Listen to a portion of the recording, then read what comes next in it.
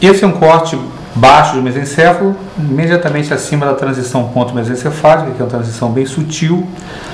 A característica desse tipo de corte é que nós observamos aqui o pedúnculo cerebral contendo os tractos descendentes, córtico espinhal, córtico nuclear, córtico pontino. Observamos já a presença da fossa interpeduncular e essa região é conhecida como base do pedúnculo cerebral. Imediatamente após a base, nós observamos uma área enegrecida, escura, bastante evidente no corte tradicional, que é a substância negra, que é exatamente o marco que delimita a base do tegmento mesencefálico.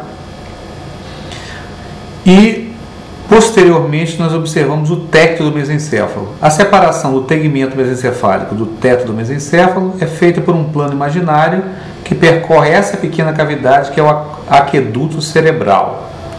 O aqueduto cerebral, ele divide a região mais posterior, conhecida como teto mesencefálico, da região mais anterior, conhecida como tegmento mesencefálico. Nesse corte baixo, chama a atenção no tegmento um grupo de fibras próximo à linha média, que são fibras transversais, que corresponde à decussação do pedúnculo cerebelar superior. As fibras do cerebelo decussam nesse plano. Logo abaixo nós encontramos fibras do feixe tegmentar central, que nós observamos aqui nessa linha média, e em torno do aqueduto cerebral, a substância cinzenta periaquedutal ou substância cinzenta central. Alguns cortes nesse nível do colículo inferior, você observa nessa região, principalmente cortes novos, o núcleo do nervo troclear.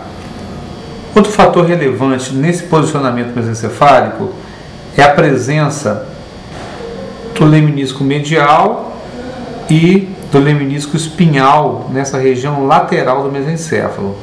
Ambos constituem uma faixa lateralizada em formato de C. Nós observamos bem nesse tipo de peça. Em outro corte anatômico, mais ou menos na mesma topografia, nós observamos aqui a base do pedúnculo cerebral, substância negra um pouquinho mais apagada, a decussação do pedúnculo cerebelar superior, substância periaquedutal, o aqueduto cerebral, e aqui, um pouquinho mais evidente que na peça anterior, nós temos a presença do leminisco medial e do leminisco espinhal juntos nessa topografia. Esse é um corte alto de mesencéfalo. Nós observamos aqui ainda a base do pedúnculo cerebral, a substância negra lateralizada, o núcleo rubro bem evidente nesses cortes altos. Ao invés de você observar a degustação do pedúnculo cerebelar superior, você observa essas duas estruturas arredondadas correspondentes ao núcleo rubro. Às vezes observa junto dele a cápsula do núcleo rubro, são fibras cerebelo-rúbricas ou cerebelo-talâmicas que passam nesse posicionamento. A substância periaquedutal bem evidente aqui.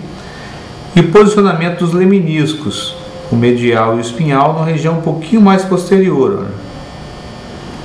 Nessa peça é possível observar ainda, curiosamente, a emergência na fossa interpeduncular do nervo óculo-motor. Nem todas as peças você tem a sorte de evidenciar isso aí, mas aqui observa muito bem a topografia da emergência da raiz nervosa do óculo-motor.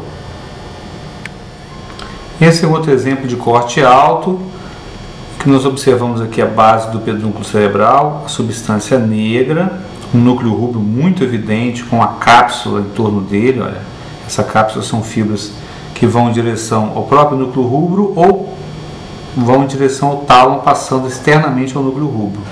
Fibras cerebelo-rúbricas ou cerebelo-talâmicas. Nesse plano de corte, que é um plano de corte a nível do colículo superior, nós observamos a substância periaquedutal e aqui, curiosamente, ao lado dela, os núcleos do nervo oculomotor. Nem sempre você observa. Curiosamente, nessa peça dá para ver os núcleos oculomotores aqui nessa região.